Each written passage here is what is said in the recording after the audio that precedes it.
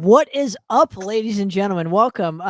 Another addition to the Razor Radio Poppitt's Corner vibe here on the show. I figured just because I do me, Andy, and my lovely esteemed co-host today, Miss Emily, Miss DJ Mermaid.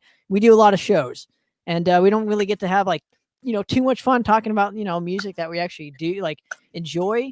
So I just figured we can have like a nice little segment or platform to do this on. So thanks very much, Emily, for trying it out and seeing if this thing works. So I appreciate it. This is gonna be really cool, man. So obviously every week or I think every other week would be more beneficial. I think is more doable. Where we can have like a discussion on like some of our favorite, forgotten gems or records or, any type of like sort of genre. And this week's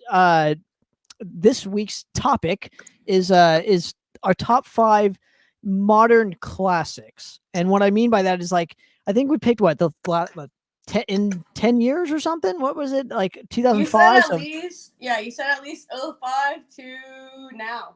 Okay. So pretty much these are, in my opinion, going to be classics, right? That's what I kind of imagined. But we can always do a part 2 if you guys do enjoy this, and send us your lists as well. We do want to hear from you guys. So anyway, Emily, I'll let you go first with your first pick. So we picked 5 records. We each picked 5 records, and let's do this. So go ahead. You ready? I'm ready. All right. I feel like this is a huge gem. Back in high school, this brought back, I feel like, thrash in a way. And this band did pretty much bring back thrash. This is fucking an essential record, I feel. One of the best modern bands for thrash. Absolutely. And that came out maybe 2005, 2006 era. 07. I checked it out and made sure I followed the rules. Because I was going to do Hazardous. Because Hazardous is one of the best. But I think it hit like I think that actually hit the 2005 mark. I did bring it in here, though. Of course I did. I have both. And it's on, because this one's a really hard get, it's on yellow. But this was the pick. Sorry. I got a little off topic. This was the pick.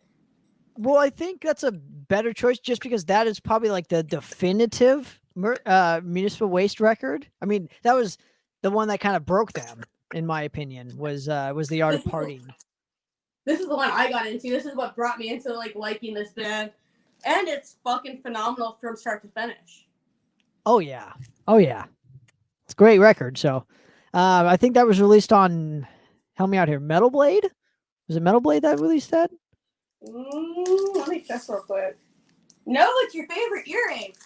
Oh, okay, cool. Earache record. So that was right around the time that the thrash scene was like kind of massive. It was like 2007, 2008, 2009 era. And that's a great pick. It's a great pick. I had to pick this one. I thought about it on the drive today. I was like, dude, it's pretty essential and modern, man. It brought back thrash. To an extent, yes. To an extent. All right. I guess I'm up. Yes, you are, man. Okay, so this is a pretty local band to my area. But it's gotten a lot of like killer acclaim to it. So I had to pick it just because obviously we share common personnel in this particular camp. But this really is a good record, and what I'm talking about is Xanthocroids with Blessed He with Boils. This is their first record. They released it's a symphonic black metal band, but it's like really good. It's like what Winter Sun kind of is, that kind of vein. But it's really good stuff. It's a long record. It's like 60 minutes. It's kind of hard to find at this point. But yeah, definitely go. I definitely recommend everyone to go check it out because it's really good. It came out in 2012. All DIY. They're all DIY band. And it's gotten pretty good acclaim. So, lots of interludes, lots of weird instrumentations, flutes, and all that good stuff. So if you like symphonic metal with a black metal kind of element, this record's for you. So that's my first pick. I definitely have to check out that band. I think you're up. All right, you ready? You ready? I'm ready. I don't know if I think you like this band, but I thought this was essential too. Oh yeah. Oh yeah. I Well, had to, dude. it's not essential. It's a modern classic. I I think know, but it's an essential modern classic. that Very that's essential modern classic.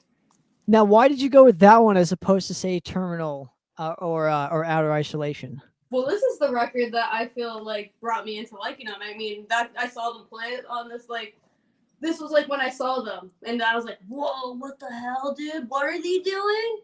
Oh my god, that's like it was like not in the scene at that point." And I was like, "Whoa," because it was different than like Bonded by Blood, Next Mortis, and all that.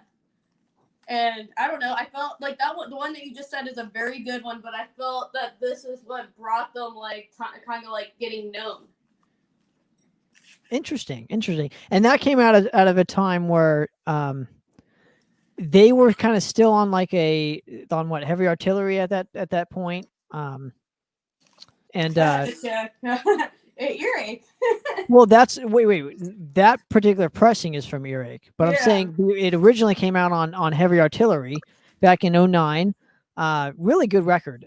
The cover, I always thought the cover art was really cool. And it's like a black and white one. It's like very interesting. Yeah, see, there you go. Look at that. That is bitching.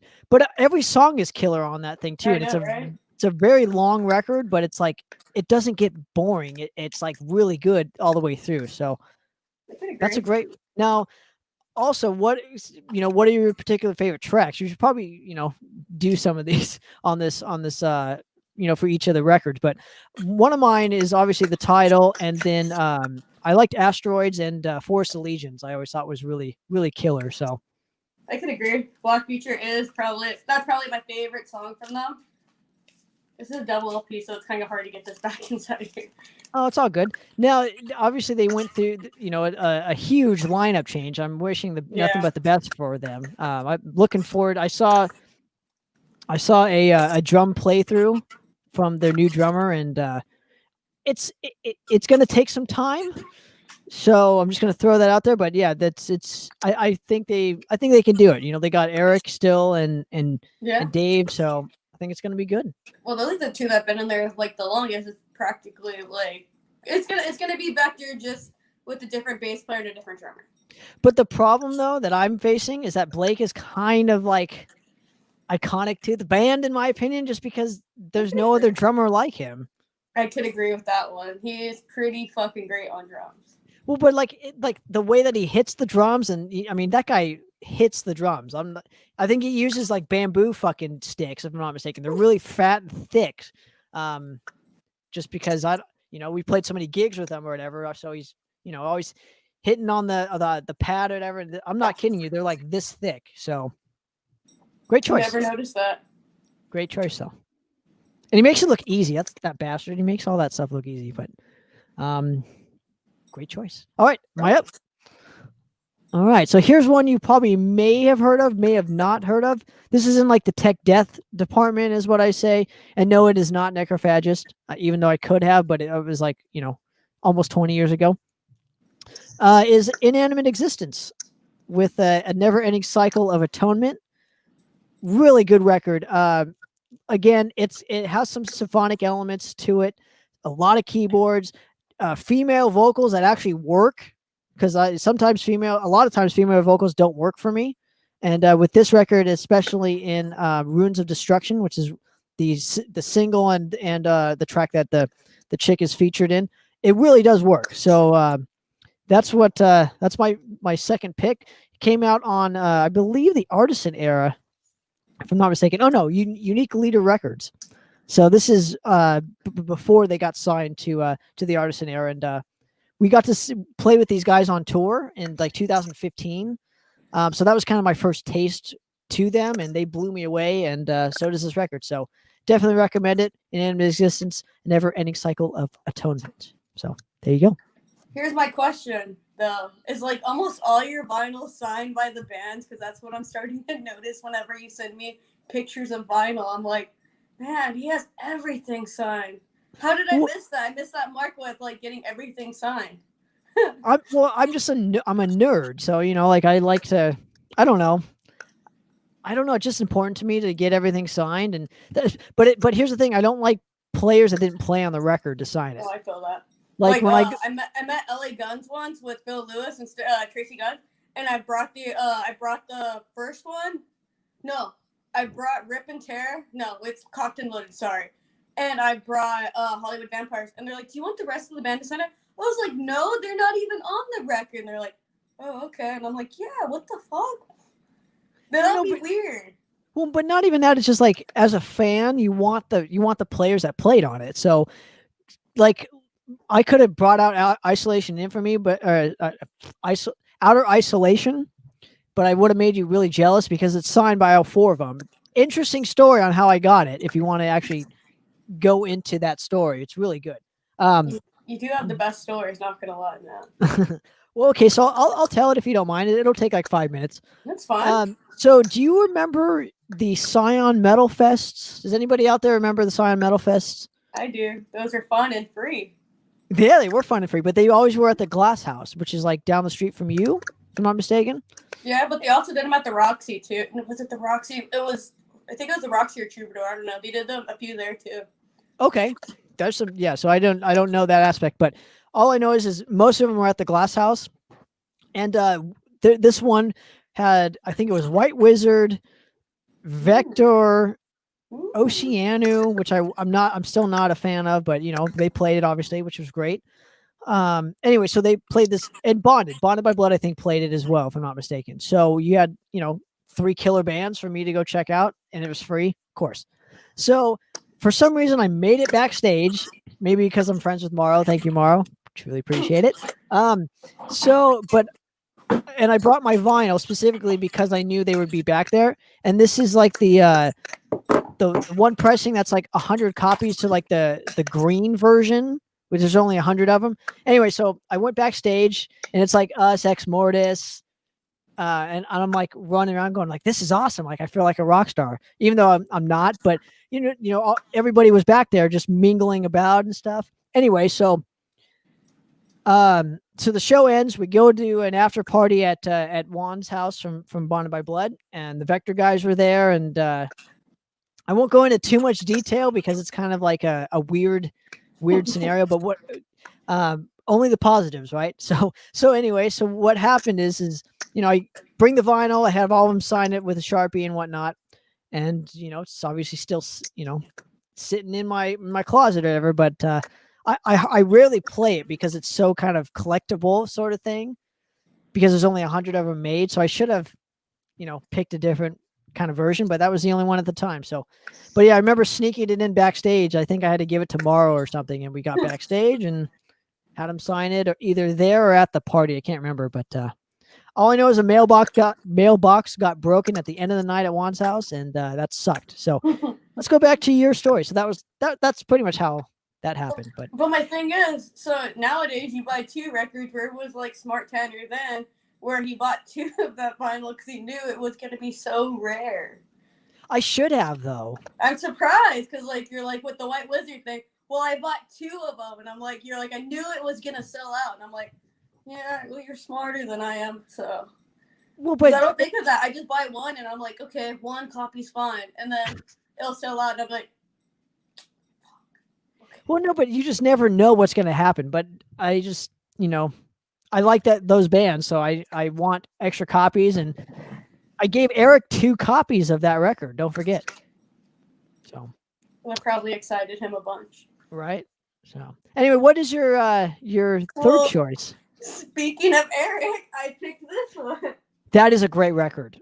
It's a great record, but it also brings back, to me, this. You haven't heard good metal like this in a while. That came out, that's kind of locally. I mean, they're getting a little bigger, which is fucking cool for them. But you haven't heard something like this in a few years, man, at least. Absolutely. Now. And does yours look like this? No, it does not, actually. Yep. I don't know does it say on here how many copies this one has? Oh, I don't know. It doesn't, but I had to get the one that was all colorful because I think yours was black, right? Yeah, but you know me, I kind of stick to the classic because I I don't know. It's just something about if I'm gonna get vinyl, I want that essence. I want like the nice black, just you know classic on the turntable. It's just something about it to me. I don't know, man. I like the color. Like that's why I'm hoping the next not the next record, the next pressing you guys do of your vinyl that's like black and red to go with the whole black and red of the vinyl. I would love a splatter edition because I like the That'd be splatter great, vinyl. dude. But Like then I'm I'm gonna have not. to buy two because I already have the black one coming in. But I would want the red and black one because it's gonna look fucking cool. Well, and obviously I would want it because it's it's a part of me. But the point in all this is like I'm not a fan of like when records have like one color and then one color, and it's kind of it looks kind of like dorky. Then you're not gonna like one of my picks. I think it's one color and one color. But you know what I'm saying? It looks. I'd much rather have a splatter. Like give me something, So that's a great choice. Though. But now that is played on a what 45 RPM now. Yes, it is. And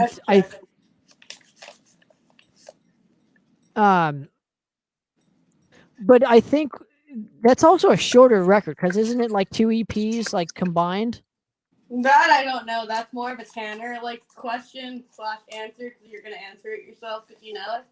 I do, and I think it is. I think what they did is they had 2 EPs and I kind of just put it together, and I guess that technically is their first record, even though like it doesn't say it on their Metal Archives. But no, it's a fantastic record.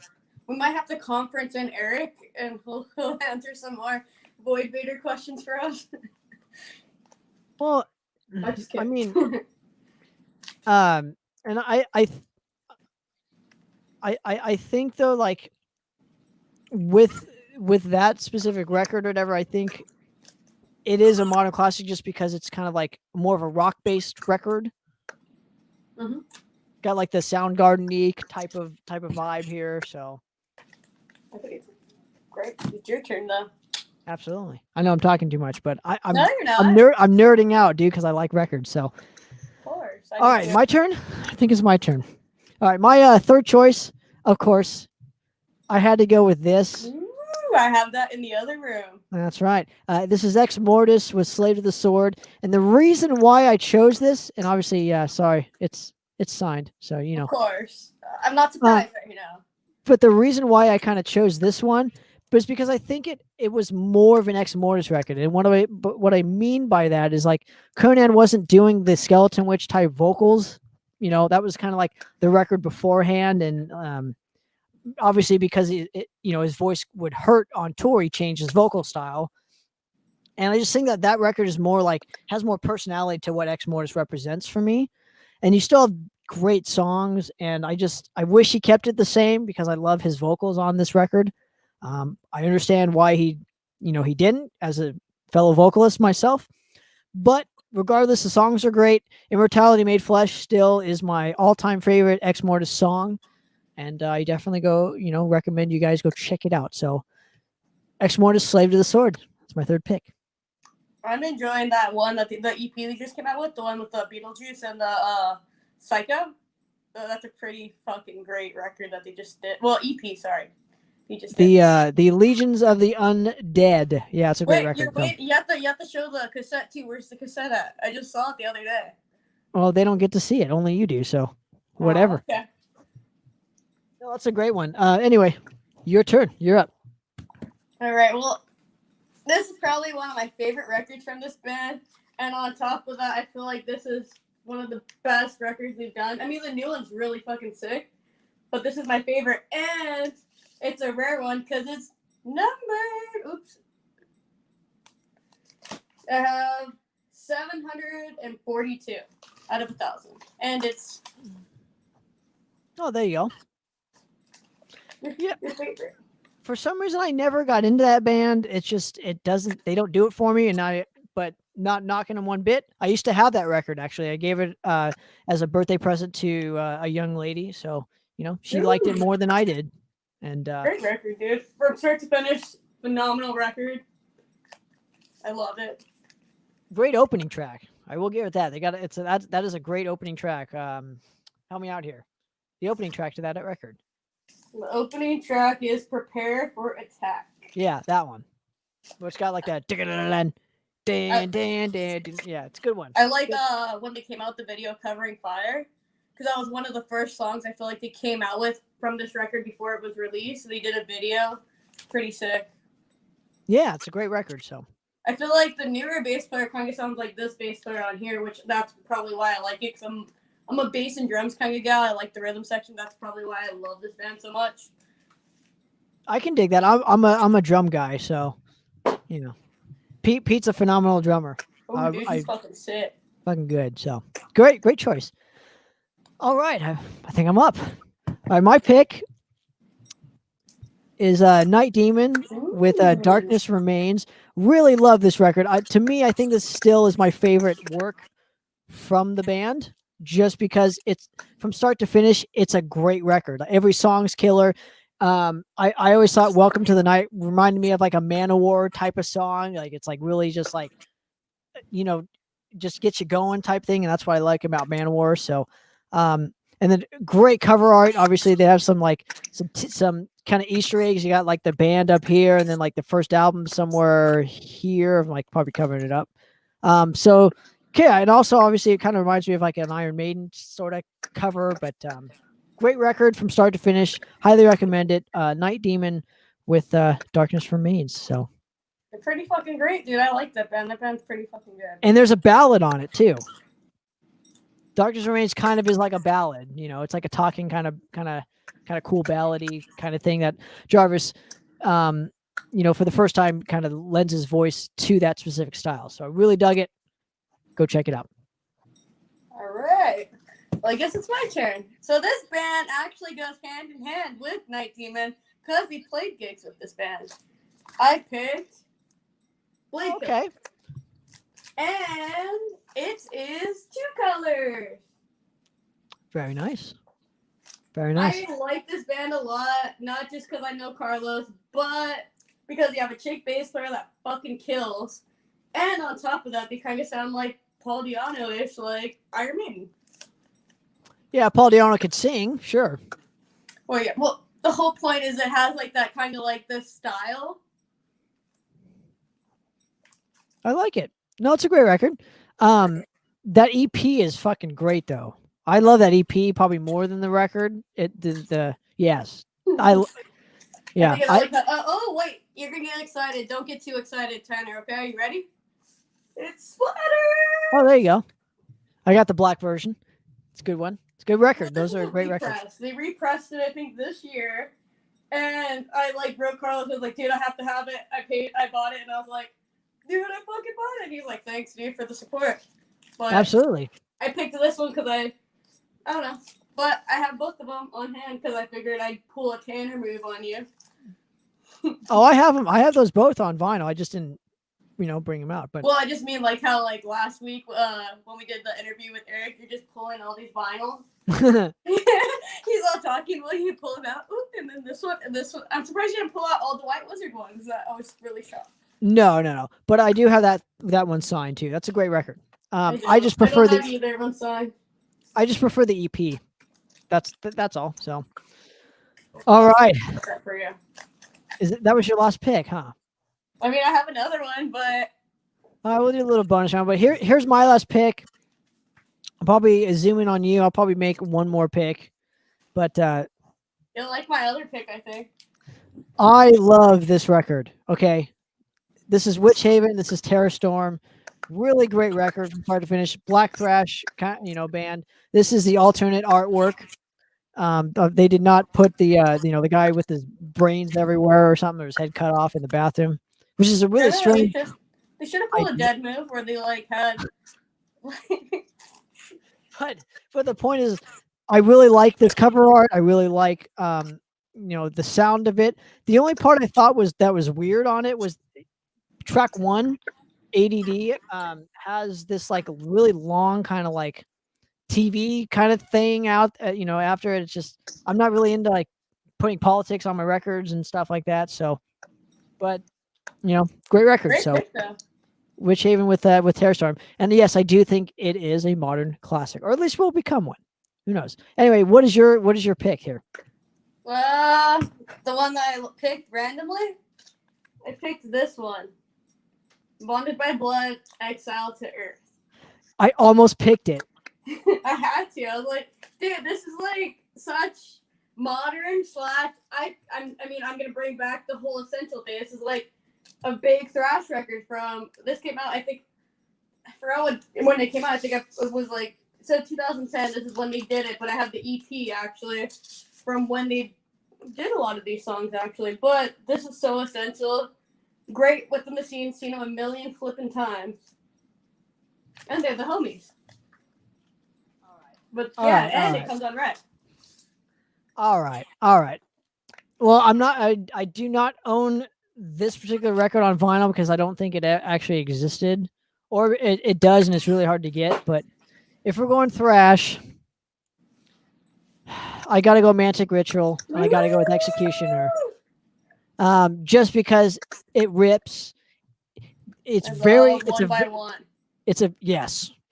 very loud sort of mix here. That's my only kind of critique. It's a very loud record. When I interviewed Jeff Potts, he's like, yeah, that record's fucking loud. But I really think, Panic rules. Favorite track on here though is Double the Blood. I just love it. It's start to finish killer thrash record, and definitely a contender for a modern classic. So here's my question though. Do you know why they went? Like, I don't know. This is why I'm asking it. Okay. Why they went from Meltdown to Manic Ritual? Well, because there were too many Meltdown bands, so they wanted to distinguish themselves, and so they came up with Mantic Ritual. And honestly, I like Mantic Ritual better than Meltdown, even though they recorded this album twice, right? With one with Meltdown and one with Mantic Ritual. But I always, I definitely prefer this specific version. So I just remember always seeing him at the Mutant House, as we talked about, because that's where everyone played. And when they went, I think they lived in Pittsburgh, but they came to LA and lived in LA, and they always played with what do you call it, Rattlehead. Right. So because they were homies, they were huge homies.